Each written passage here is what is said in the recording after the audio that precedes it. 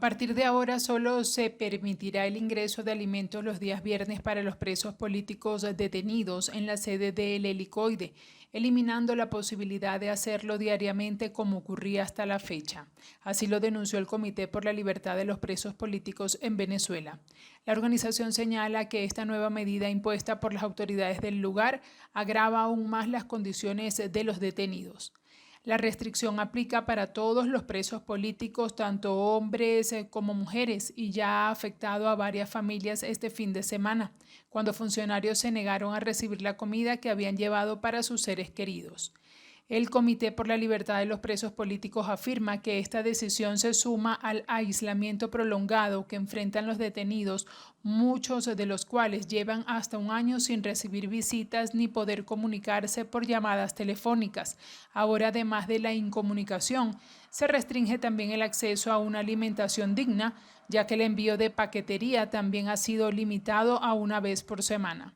Ante esta situación, hacen un llamado urgente a la comunidad internacional, a las organizaciones de derechos humanos y a las autoridades competentes a intervenir. Aseguran que esta nueva medida representa una violación al derecho a la alimentación, a la integridad personal y al debido proceso, y forma parte de un patrón sistemático de tratos crueles e inhumanos. Los familiares exigen el restablecimiento de las visitas, de las comunicaciones y del ingreso regular de alimentos, así como el respeto pleno a la dignidad de todos los presos políticos.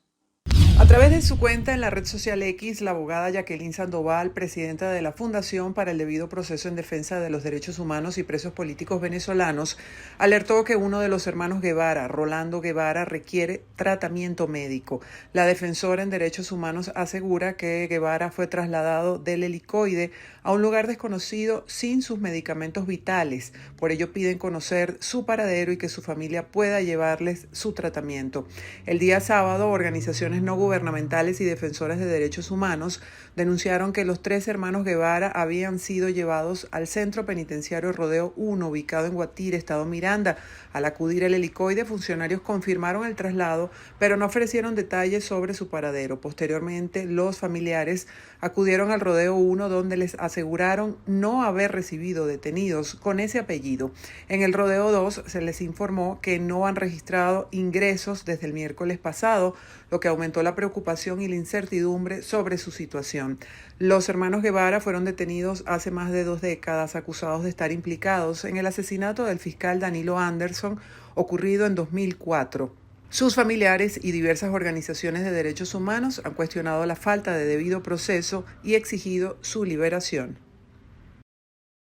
En el marco de los 53 años de la promulgación de la Ley del Ejercicio del Periodismo en Venezuela, el Colegio Nacional de Periodistas denunció que al menos 460 medios de comunicación han cerrado en el país y 2.000 periodistas han tenido que exiliarse fuera de las fronteras por temor a represalias. La secretaria general del Colegio Nacional de Periodistas del Valle, Canelón, advirtió que el cierre de medios de comunicación y la detención de 19 periodistas y trabajadores de la prensa atentan de forma directa a la libertad de expresión en Venezuela. Son 460 menos oportunidades de información, 460 menos plazas de trabajo para los periodistas, 19 que se mantienen detenidos por el gobierno nacional simplemente por ejercer su derecho a la información, su libertad de expresión y en definitiva por la democracia, porque todo esto se trata de democracia. Recuerden ustedes que el periodismo va de la mano de la democracia. Si el periodismo falla, no podemos hablar de una verdadera democracia. Canelón indicó que la situación de censura se ha profundizado en este 2025 con el hostigamiento a trabajadores y medios, llegando a contabilizar hasta 2.000 periodistas en situación de exilio. Han seguido los ataques contra los medios, han seguido la censura, las intimidaciones a través de las llamadas, esas llamadas que hacen directamente a los dueños de los medios y que no se sabe, pues el colocar más presos, al poner a más personas presas, eso lo que busca es intimidar a los periodistas, intimidar a la población, porque hay que destacar además que no se trata de la libertad de expresión ni de los periodistas, se trata de la libertad de todos los venezolanos que está en juego. Y además cuando se cierra un medio de comunicación, se cierra una oportunidad de recibir información oportuna y veraz, tal como lo garantiza la Constitución de Venezuela. Hay que resaltar en todo esto que no solamente son esos 460 medios que han sido cerrados a lo largo de 24 años en Venezuela, sino también son aproximadamente 2.000 periodistas que se han visto en la obligación de abandonar el país huyendo, bien sea por medidas cautelares, por persecución, por miedo o simplemente porque ya pues la falta de medios en Venezuela no tenían cómo mantenerse. Asimismo, aseguró que los organismos de seguridad competentes se encuentran investigando la vandalización de la gigantografía con los nombres de los periodistas presos en Venezuela, desplegada en la sede del Colegio Nacional de Periodistas durante el pasado mes de julio. Estamos en eso, evaluando, pero recuerden ustedes que nosotros hoy en día, cómo estamos de perseguidos, cómo estamos además con el tema de los recursos, porque pues hicimos un gran esfuerzo por mandar a hacer esa gigantografía y solamente nos duró 2 días.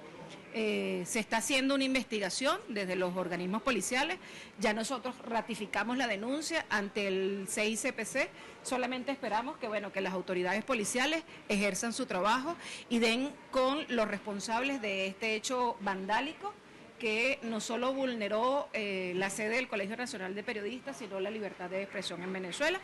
El Colegio Nacional de Periodistas indicó además que durante este 2025 alcanzaron la cifra de 27.816 agremiados, repartidos actualmente en 16 seccionales. Julio se convirtió en el tercer mes con más registros de violaciones a la libertad de expresión de lo que va de 2025. Así lo advirtió la organización Espacio Público en su más reciente informe. El reporte indicó que 61% de los casos estuvieron vinculados con intimidación, seguidos por hechos de censura, hostigamiento judicial y verbal. Las principales víctimas fueron periodistas en un 66% de los casos, aunque también se reportaron ataques contra particulares, activistas y miembros de organizaciones no gubernamentales.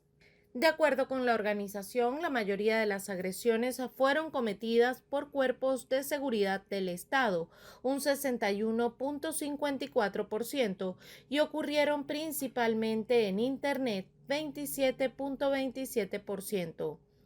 Estas ocurrieron en los estados como Lara, Aragua, Bolívar, Cojedes, Zulia, Nueva Esparta y el Distrito Capital. Espacio Público alertó que solo el 27 de julio se reportaron 10 incidentes en al menos 7 estados, a pesar de que los comunicadores contaban con acreditaciones del Consejo Nacional Electoral. También denunciaron que reporteros fueron bloqueados por funcionarios del Plan República y la Guardia Nacional, quienes en algunos casos los obligaron a borrar el material grabado, los fotografiaron o les exigieron documentos de identidad.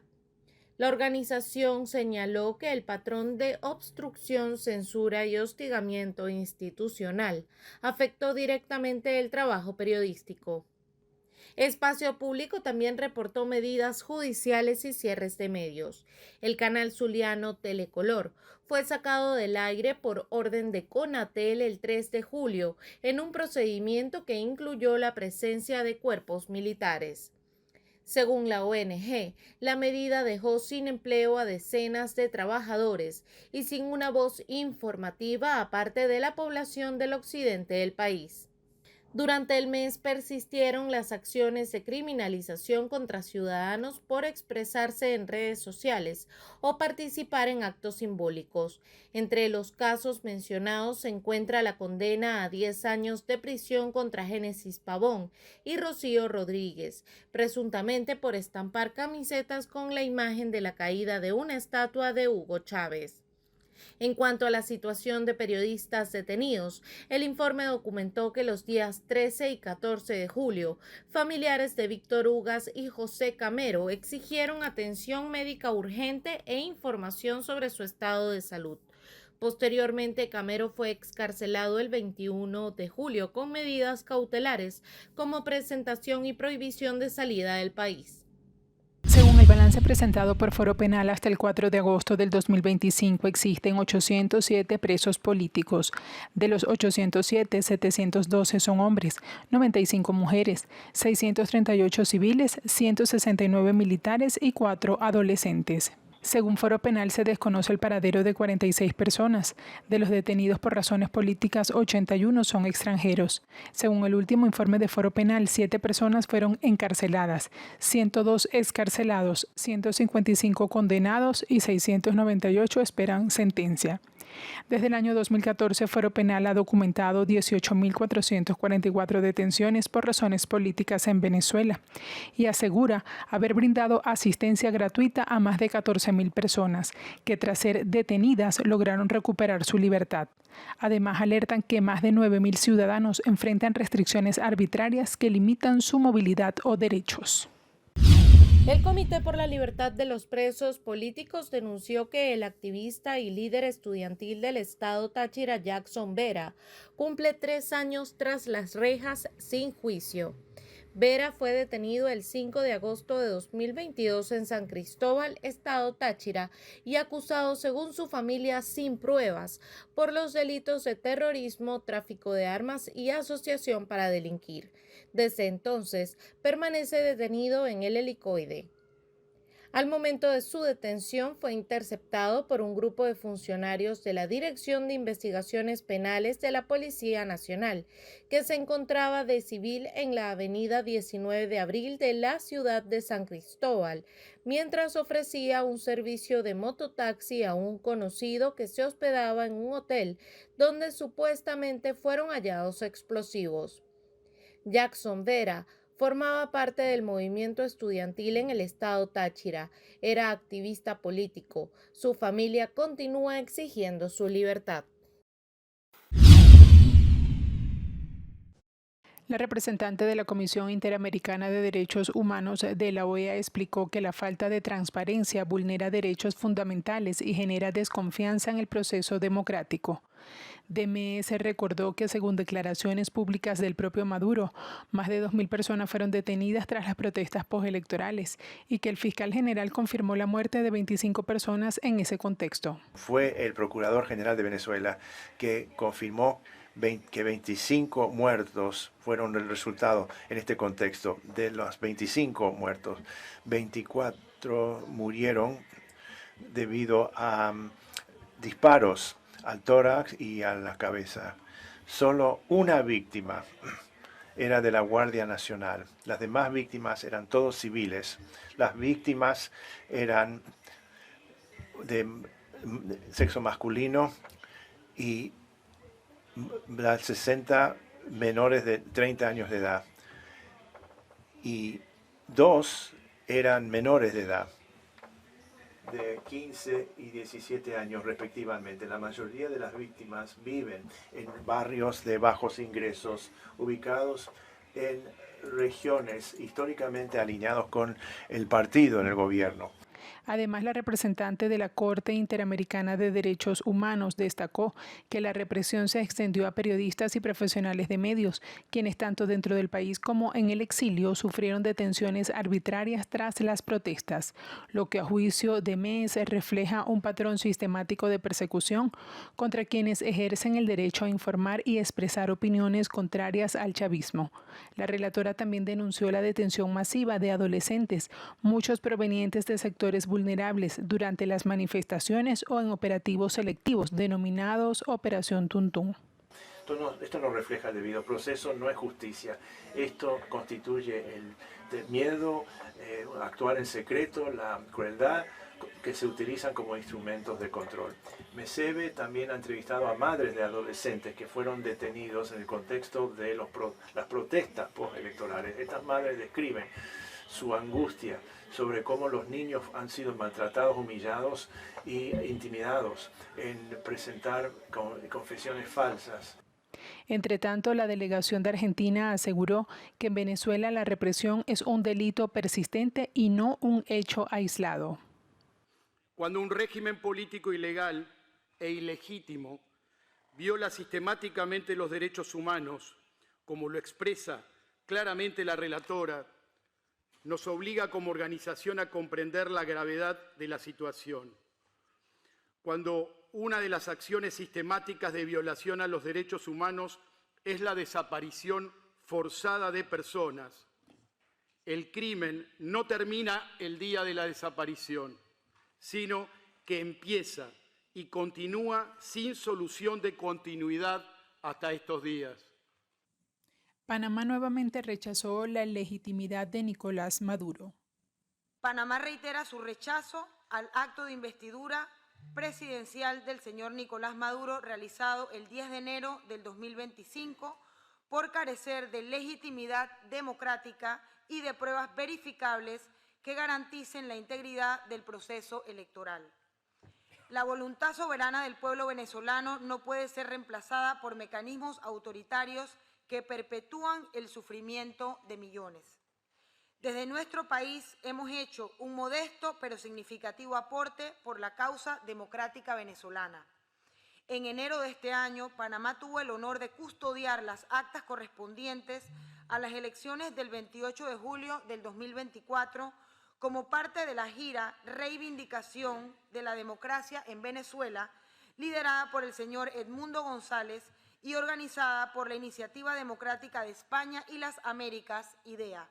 La Comisión Interamericana de Derechos Humanos ha alertado sobre el colapso de la democracia en Venezuela, evidenciado por la erosión de derechos humanos, la disolución del Estado de Derecho y la manipulación de la justicia para perpetuar a un régimen autoritario. Reiteró además la urgente necesidad de que el Estado venezolano permita una visita de la Comisión in situ para evaluar la situación del terreno.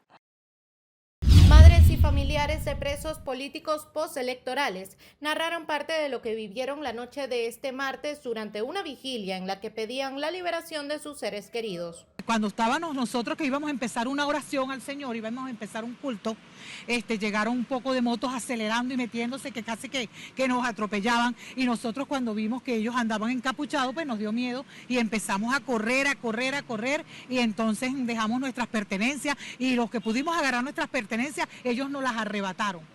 Nos insultaban verbalmente, golpearon a muchas mujeres, las golpearon. Muchas mujeres están que no pueden caminar porque tienen sus rodillas demasiado inflamadas. Más de 50 motocicletas con más de 2 personas, incluso algunas de ellas encapuchados, mostrándonos pistolas, agrediéndonos, nos pegaron patadas, empujones, nos amenazaron, tumbaron las carpas, incluso en alguna de las carpas habían 2 niñas, a una compañera que estaba con su hijo pequeño se lo arrebataron de las manos, ella finalmente forcejeó y logró recuperar a su bebé, y todo esto mientras nos insultaban, nos agredían y nos decían que nos fuéramos.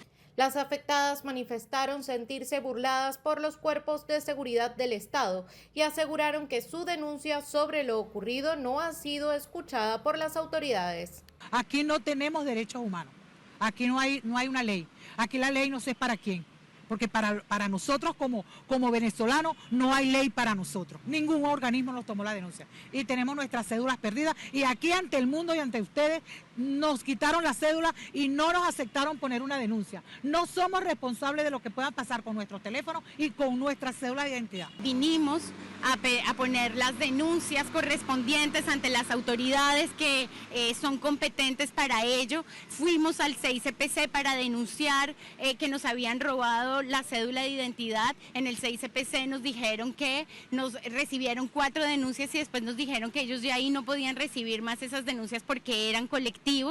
Desde el comité aseguraron que la denuncia fue elevada a instancias internacionales y que continuarán exigiendo respuestas por parte de las autoridades locales. Bueno, están ingresando a mi hogar de manera arbitraria, no hay ninguna orden de allanamiento, están destruyendo la puerta. Yo de verdad pido ayuda, pido auxilio a todo el que pueda. Yo no he hecho nada malo, yo no soy una delincuente, yo solo soy una ciudadana más que quiere un país distinto. A través de un video en la red social X, la líder opositora María Corina Machado denunció que la dirigente regional de Vente Venezuela en el estado portuguesa, María Oropesa, cumple un año tras las rejas, luego que la Dirección General de Contrainteligencia Militar allanara su residencia sin una orden judicial y se la llevara detenida. El mundo entero y los venezolanos todos vimos con horror cómo la represión brutal y cruel del régimen entraba a la fuerza a su casa y se la llevaba arrastrada. Pero nos conmovió incluso más ver la valentía, la serenidad de esta mujer tan joven, registrando todo lo que estaba ocurriendo y diciéndole al mundo lo que pasaba en Venezuela y lo que ella estaba dispuesta a hacer. Esas imágenes jamás se borrarán del alma y la conciencia de Venezuela. Esas imágenes la verán futuras generaciones y en ella toda la valentía, la dignidad y el amor de una joven venezolana que decidió servir a su país, ser útil, actuar, servir de ejemplo. Y hoy, presa como está, se ha crecido aún más y se ha convertido en un emblema de la lucha de los venezolanos. Ella, como nuestros cientos y cientos de presos políticos, son héroes. No son víctimas, son grandes héroes que día a día luchan y triunfan porque están de pie, erguidos. Son nuestra inspiración, nuestra razón de lucha y regresarán pronto a sus hogares porque vamos a construir juntos una Venezuela que les reconocerá su entrega. El día de su detención, María Oropesa transmitió en vivo por la red social Instagram el momento cuando presuntos agentes del Estado encapuchados ingresaron de forma arbitraria a su vivienda sin una orden de allanamiento. En esa misma transmisión, denunció una operación para detener a varios miembros de la oposición. Según la información de algunas ONG defensoras de derechos humanos, la abogada permanece recluida en la sede del Helicoide. Representantes del Sindicato Nacional de Trabajadores, de la Universidad Central de Venezuela y del Comité Nacional de Conflicto de Trabajadores en Lucha convocaron este jueves a una manifestación en Caracas para el próximo 14 de agosto, en contra de la represión que aseguran está desatada en el país.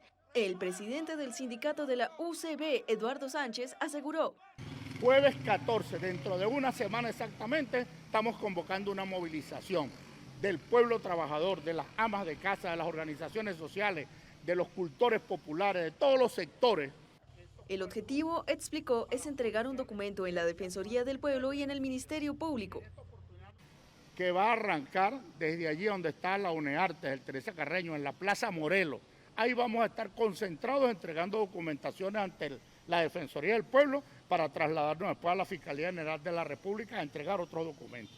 Igualmente, Dick Guanique, miembro del Comité Nacional de Conflicto de Trabajadores en Lucha, agregó que la manifestación es para exigir que se respete la Constitución, así como para rechazar los bajos salarios de los trabajadores venezolanos. Hoy la respuesta que ha dado el gobierno nacional es la represión, la detención, el terror. Por eso el martes pasado las madres que están defendiendo a sus hijos detenidos fueron agredidos violentamente, como lo señalaba el compañero sindicalista Eduardo Sánchez. Organizaciones sociales y sindicales advierten que la represión no silenciará sus exigencias de justicia y respeto a los derechos fundamentales. La Federación Internacional por los Derechos Humanos y la Organización Mundial contra la Tortura informaron que realizarán una campaña de vigilancia ante el acoso y persecución que señalan son víctimas Andreina y Margaret Baduel, miembros del Comité por la Libertad de los Presos Políticos en Venezuela, situación que aseguran se intensificó desde el 18 de junio de 2025, luego de una rueda de prensa realizada por el Comité de la Libertad de los Presos Políticos en la Universidad Central de Venezuela, donde se denunciaron graves violaciones de derechos humanos contra personas privadas de libertad por motivos políticos. Indicaron que desde esa fecha Andreina Baduel, periodista, defensora y portavoz del comité, ha sido víctima de seguimientos, fotografías no autorizadas, presencia intimidante de funcionarios frente a su vivienda y vigilancia ilegal. Su hermana Margaret Baduel también ha sido perseguida, grabada y rodeada por vehículos con funcionarios encapuchados y sin identificación oficial en repetidas ocasiones. Desde la Federación Internacional por los Derechos Humanos y la Organización Mundial contra la Tortura emitieron un llamado urgente solicitando una investigación inmediata y medidas de protección frente a los actos de hostigamiento e intimidación a las hermanas Baduel. Exigen al Estado venezolano cumplir de forma inmediata con las medidas cautelares otorgadas por la Comisión Interamericana de Derechos Humanos, cesar toda forma de hostigamiento e intimidación contra defensoras de derechos humanos, garantizar la seguridad y libertad de acción de quienes conforman el comité e investigar y sancionar a los responsables de esa campaña de vigilancia ilegal. Cabello aseguró que desmantelaron un grupo que pretendía activar una bomba en Plaza Venezuela en Caracas. En la operación se incautaron 3 kilos de presunta dinamita que estaban en un bolso. Aseguró que el plan estaba promovido desde los Estados Unidos. Hace un tiempo nos llegó una información desde los Estados Unidos, a actores vinculados a estas narcoban de la oposición venezolana violenta desde los Estados Unidos, sobre que había que generar hechos de violencia. Aquí lo dijimos en varias ocasiones, en instalaciones militares y policiales, en estaciones de servicio público, metro, energía eléctrica, petróleo, estaciones de servicio, sitios donde la gente se reúne, de esparcimiento, contra personalidades, tanto de la revolución como de la oposición, para generar el impacto comunicacional que ellos requieren, porque están convencidos que algo de eso los va a ayudar a ellos a convencer a su propia gente. Inclusive, ilusamente, pensando que si ponen una bomba en un explosivo, hemos hablado explícitamente, que si ponen una bomba en una estación policial, los policías van a salir a apoyar a los que colocaron la bomba. Son razonamientos de alguien que tiene problemas demenciales. Según Diosdado Cabello, toda la conspiración ha sido comandada por María Corina Machado, quien en las últimas semanas ha insistido en el carácter clandestino de su lucha. Amanda Robertson, portavoz del Departamento de Estado, explicó en entrevista para BPI TV que el nuevo enfoque de Washington responde a la necesidad de frenar a grupos terroristas organizados responsables de desestabilizar la región. Sabemos que desde hace muchas décadas el dictador Maduro está liderando el cartel Los Soles. Este grupo terrorista es responsable por traficar drogas hasta los Estados Unidos y también por causar mucho daño y mucha violencia en toda la región. Robertson añadió que tanto esa organización como el Tren de Aragua no son estructuras criminales convencionales, sino que son tratados como terroristas por el gobierno estadounidense. Como dijo el secretario Marco Rubio últimamente, estos grupos, Tren de Aragua, Cartel de los Soles, ya no son grupos de criminales comunes, son grupos de terrorismo internacional. Son muy bien organizadas, trabajan con armas de guerra, controlan territorios y ejércitos, son terroristas y los vamos a tratar así. Vamos a usar todas las herramientas a nuestra disposición para atacar estos grupos y para llevar un fin a la violencia y el daño que ellos han causado a personas en toda la región. La vocera también explicó que el programa de recompensas es una herramienta oficial, respaldada por estrictos estándares y equipos especializados. Al ser consultada sobre la posibilidad de acciones militares, Robertson no descartó ningún escenario, aunque reiteró que el foco actual está en las recompensas.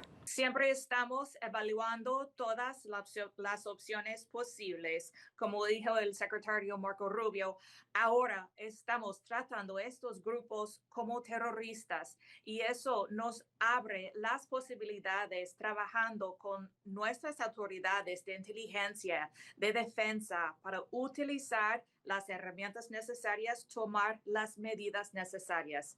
No puedo decir de lo que podría pasar en el futuro. Al ser interrogada sobre un posible operativo como el que Estados Unidos ejecutó en Panamá en 1989 para capturar a Manuel Noriega, aclaró que aunque el objetivo inmediato es lograr resultados con el programa de recompensas, también hay otras herramientas que podemos usar y es algo que el equipo del presidente Trump está constantemente evaluando. A través de un mensaje publicado en la red social X, la Corte Penal Internacional informó que el fiscal adjunto subrayó el compromiso de la Fiscalía de cumplir con su mandato, avanzando con su investigación mientras evalúa el progreso del gobierno de Venezuela sobre complementariedad. Esta declaración ocurre en el marco del examen de los avances nacionales en materia de justicia frente a los crímenes presuntamente cometidos en el país por funcionarios del régimen de Maduro. En el mismo comunicado, el organismo internacional reiteró que su equipo está comprometido a continuar adelantando sus investigaciones para garantizar justicia para las víctimas de presuntos crímenes de lesa humanidad en Venezuela.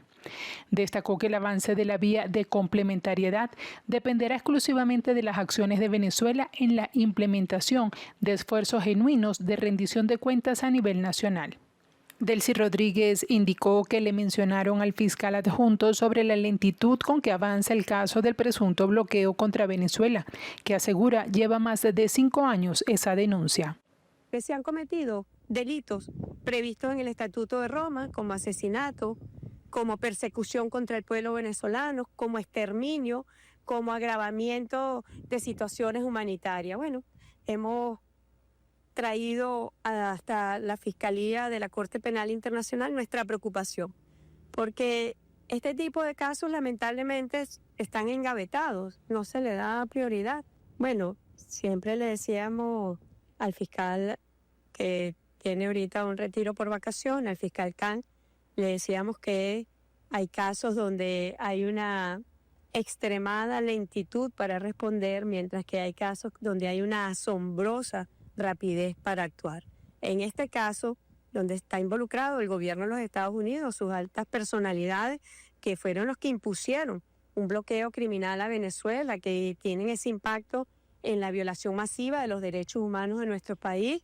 Delcy Rodríguez en su canal de Telegram destacó que abordaron el asunto conocido como Venezuela Primero y ratificó que en el país no se han cometido delitos previstos en el Estatuto de Roma. Ratificó la disposición de continuar y profundizar los mecanismos de complementariedad positiva y planes de trabajo conjuntos en materia de cooperación y asistencia técnica sobre la base de la primacía de la jurisdicción nacional.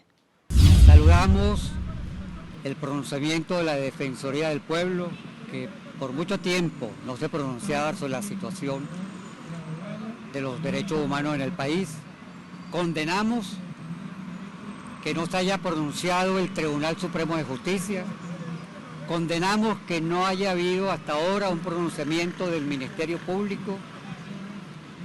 No hemos escuchado de parte del principal vocero del Ministerio Público que se van a adelantar las investigaciones.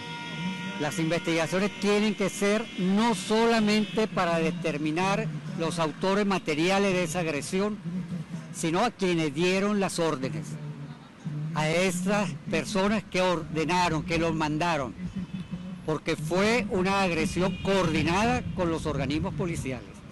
Ahí estaba la Dirección General de Contrainteligencia Militar y no actuó. Ahí estaba la Policía Nacional, División Antiterrorismo, y se retiró minutos antes. Ciudadano Fiscal General, toda esa plaza está llena de cámaras, así como son buenos para revisar las cámaras, identificar manifestantes y después irlo a buscar a sus casas. Esperemos que haya la suficiente voluntad para solicitarle al Ministerio, al Tribunal Supremo de Justicia, las grabaciones que se hicieron y se pueda identificar a los agresores.